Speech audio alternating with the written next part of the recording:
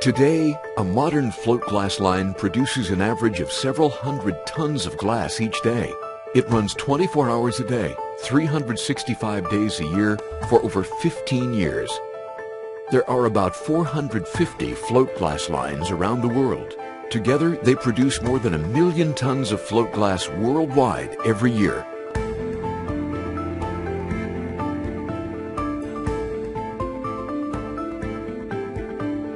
Until the 1960s, flat glass was produced using the sheet and plate glass manufacturing process. This method was highly labor-intensive. Invented by Sir Alistair Pilkington, the float glass manufacturing process quickly became the universal method for producing high-quality flat glass. Today, float glass manufacturing supplies glass to a variety of different markets, including automotive, architectural, solar panel, and many other technical applications. Glassmaking uses some of the Earth's most abundant raw materials. The primary ingredient is sand, accounting for 60% of what is called the batch. Lime and dolomite are added to assist the weathering properties of the finished glass, while soda and sulfate lower the temperature at which sand will melt. But glass itself is also an important ingredient.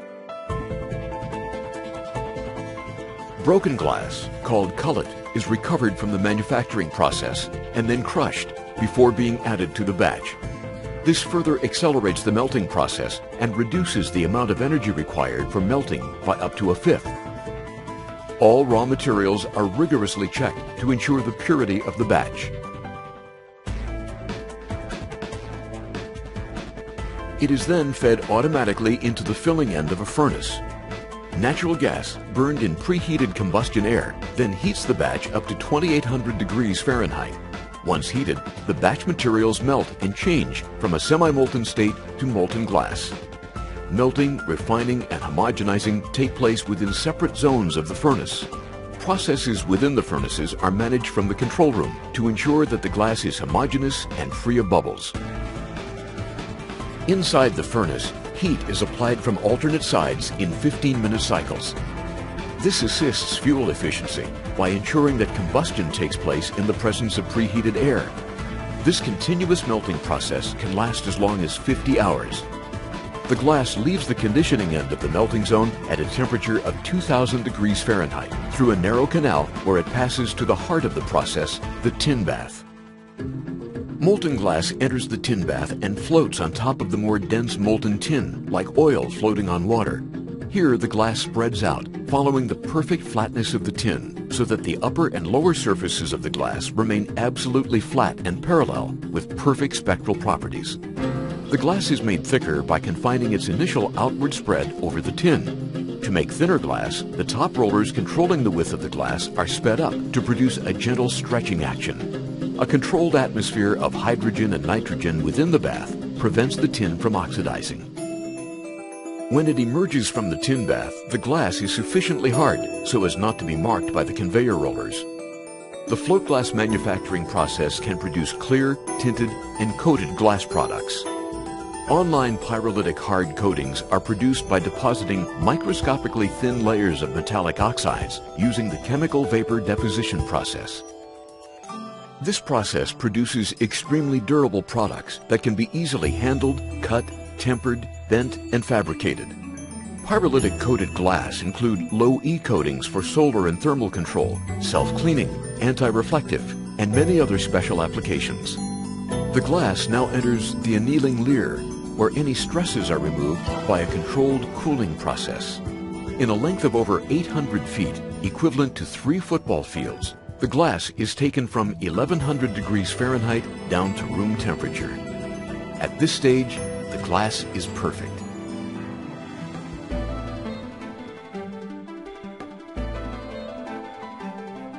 Now the glass is scored, so it can be snapped to predetermined sizes. Indentations left by the top rollers are removed on conveyors and sent to be reintroduced as cullet at the beginning of the melting process. After passing through the automatic handling stages, customers' orders, which might involve a range of thicknesses and sizes, as well as special coatings, are packaged for delivery. As a leading global glass manufacturer, the NSG Group provides one of the broadest ranges of glass products available in the global market. Pilkington architectural products help control energy, protect against fire, insulate against noise, provide safety and security, afford decoration and privacy, incorporate self-cleaning properties, and are used in a myriad of other applications. Glazings also bring safety and style to cars with increasing sophistication and new systems built into the glass.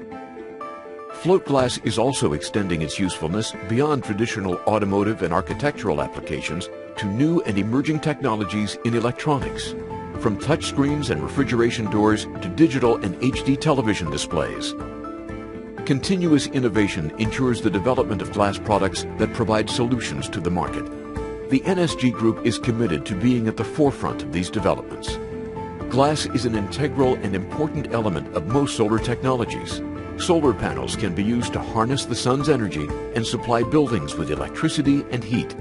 NSG Group offers a wide range of high-tech glass products that can be used in all leading solar technologies.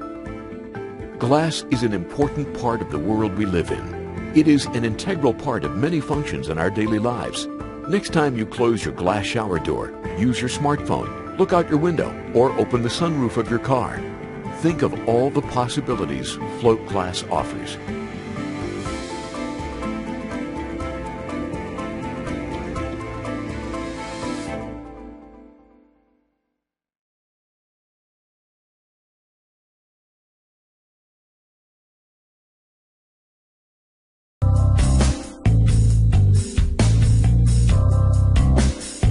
Opalescent glass is a semi-transparent glass accented with a solid color or a swirling mix of colors.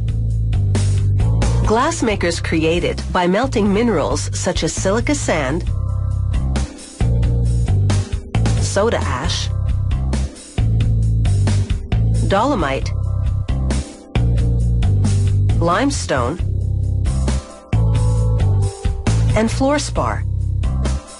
Adding recycled glass helps speed up the melting process and stretches costly raw materials further. They color the mix with pigments, in this case cobalt oxide, which gives a distinctive blue tint.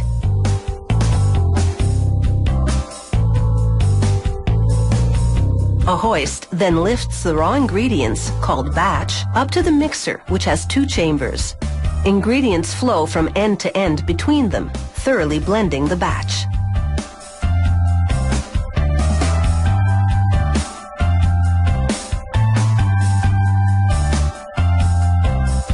The blended batch now goes via wagon to the beehive, a furnace that contains 12 ceramic pots.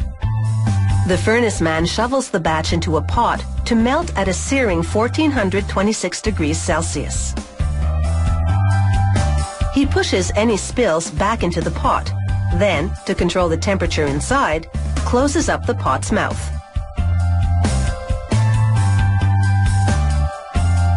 "24 hours later, workers gather the glowing molten glass. With only seconds to spare, they hurry to the mixing table, keeping the glass in motion to prevent it from cooling unevenly on the way. It's critical they cool off the ladles between each use, or the next gather of glass will stick to the ladle surface. The ladles they use vary in size, holding between 2 and 18 kilograms of molten glass. Workers pour as many as 5 different ladles at once to make a single color. The mixing table is where the magic happens. The table man picks up one gather of burning molten glass, then another, then skillfully blends them together using a steel fork. He then flips the molten glass into a rolling machine, evening it out as it squeezes through the rollers. Out comes a sheet about 2 meters long and 3 millimeters thick. Every 90 seconds, workers fill their ladles with 1200 degrees Celsius molten glass. Mixing the molten glass on the table helps cool it and blend the colors. This temporarily alters its appearance, but not its final color. The tableman separates the glass sheet from the table surface, forcing out any trapped air bubbles and further cooling the glass. The sheet now goes into a leer, an oven that anneals the glass, cooling it evenly to prevent it from cracking. From there, it's on to the trimming table. Workers wear protective clothing to handle the razor-sharp edges, still hot to the touch. Cutting the glass sheets is a delicate two-man job. They must work in sync to keep pace with the sheets that keep on coming. A single pot produces about 25 sheets over 24 hours. That's 300 sheets a day from just one 12-pot furnace. Using a carbide-tipped cutter, the workers score the glass, then snap apart the pieces.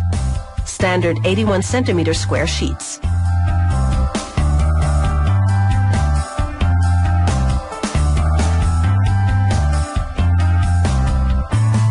They set aside the excess glass to remelt it in a new batch. Finally, they load the sheets into crates and ship them all over the world.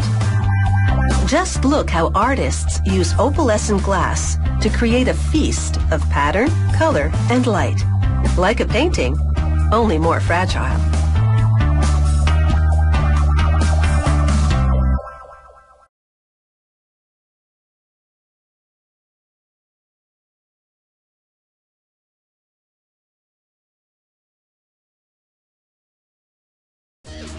Whether they're colored or clear, glass bottles and jars are green. No trees die to make this eco-friendly packaging. Glass is made of natural ingredients that are abundant. You can recycle glass endlessly, and making it uses less energy than producing metal or plastic.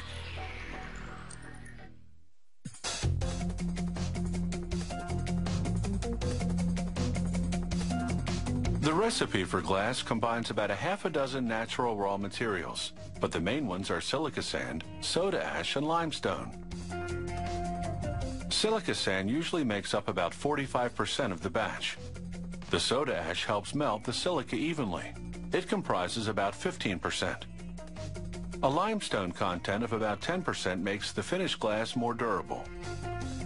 They combine these ingredients with recycled glass called cullet.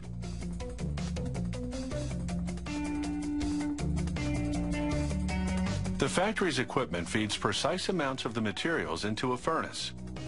Over a full day, the fiery heat, 2,730 degrees Fahrenheit, melts everything together, producing a gooey liquid that's the consistency of honey.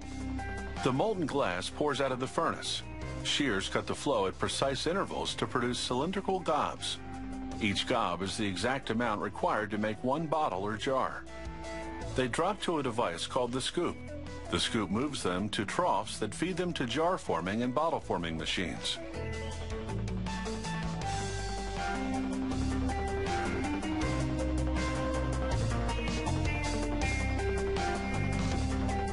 A gob of molten glass goes into a preliminary mold. In a matter of seconds, it comes out as what's called a parison, a miniature version of the final bottle. Each parison then moves into a blow mold, the cavity of which is the shape of the final bottle. The equipment blows the compressed air into the parison, stretching the glass outward toward the wall of the mold cavity.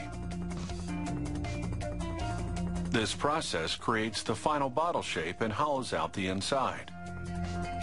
These are amber-colored beer bottles. The color is produced by adding small amounts of iron, sulfur, and carbon to the glass mix.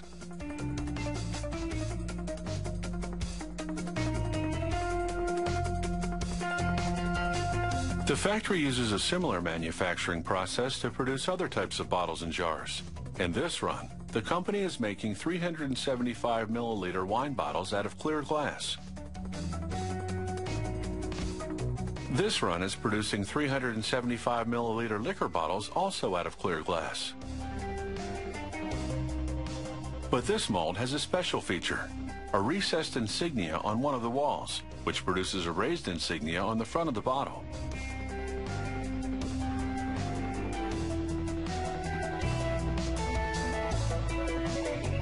After the bottles leave the forming machine, they travel through flames, Otherwise, they would cool down too quickly and crack from thermal shock.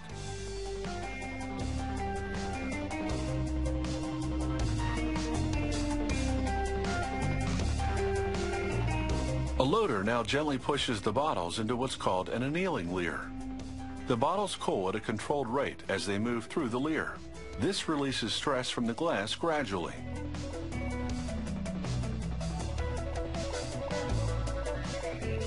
As the bottles exit the annealing leer, a sprayer coats their exteriors with lubricant. This enables them to move smoothly through the rest of the inspection and packaging line. The bottles now line up in single file to head into the automatic inspection station. As the machine spins each bottle, cameras and probes check for imperfections such as cracks or bubbles.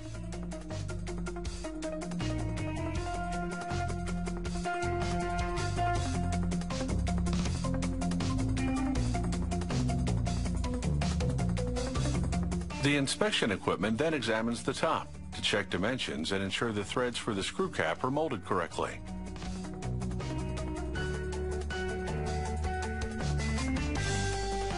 Before shipping, a worker does a final visual inspection. The proportion of cullet in glass can be as high as 90%. Cullet melts at a lower temperature, so for every 10% of cullet in the mix, the factory uses up to 2.5% less energy to produce its glass. Now that's an incentive to recycle.